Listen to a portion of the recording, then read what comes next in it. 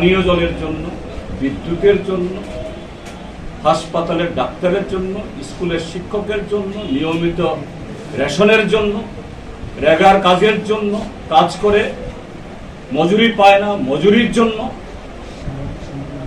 আইন শৃঙ্খলার যে অবস্থা যে জায়গায় চলে গেছে, নিরাপত্তার জন্য চোর ডাকাত অহরহ বাড়ছে। জনগণ বাধ্য হয়ে নিজেরাই এই চোর ডাকাত ধরে পুলিশের হাতে তুলে তারপর সঙ্গীত করছে।